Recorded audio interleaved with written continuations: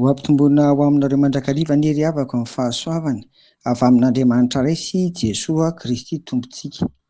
Amen. Hivavaka isika. Isan'andro izay raha vao mifoha Tompo ao dia mahatsiaro anao satria lehibe ny famindram-po sy ny fitiavanao. Fahasoavan-dehibe izao mbola havelomana izao, koa aingany ny tenanay iray manontolo. Ny tokantrano ny vady aman-janaka momba anay rehetra Tompo dia anjakanao amin'ny anaran'i Jesoa. Amen. Ny Hebreo 7:12 no hozaraina amintsika mikasika ny lohahevitra hoe velona ny Tompo. Vakiana amin'ny anaran'i Jesoa.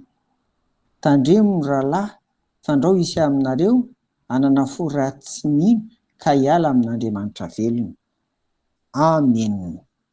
Ny hoe tandremo ny rahalahy dia midika hoe mitandrema izany, miambina, mijere tsara.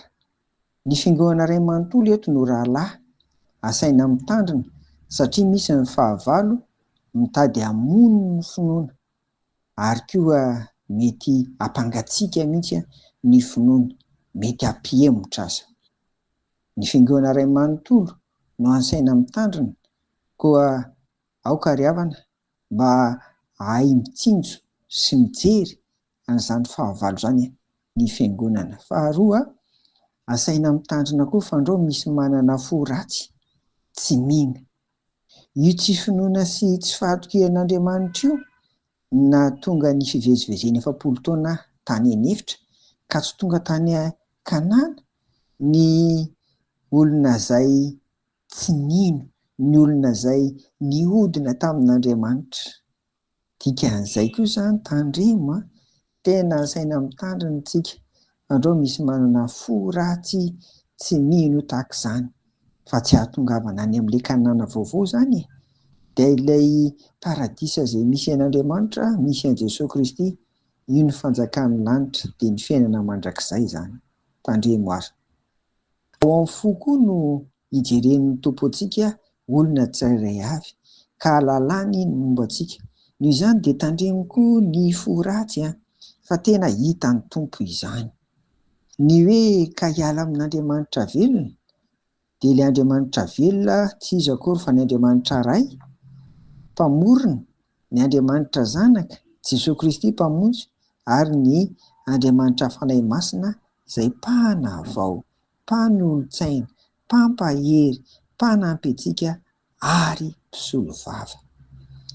Io Andriamanitra velona io dia velona mandrakizay, fa safidin'ny olombelona ny hiaraka aminy na hiala aminy.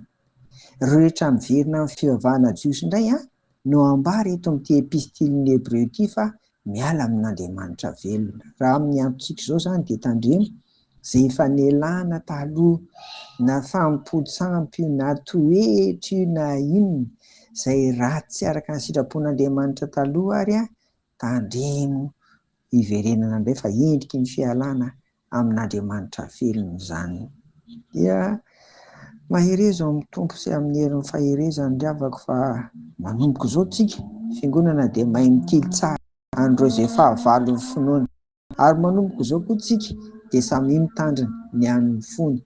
Ka raha manana fo tsy mino ianao, raha manana fo ratsy dia ndao hifonana sy bebahana izany mba ahazoantsika mandroso amin'ny finoana. Amin'ny anaran'i Jesoa no anaovantsika an'izany.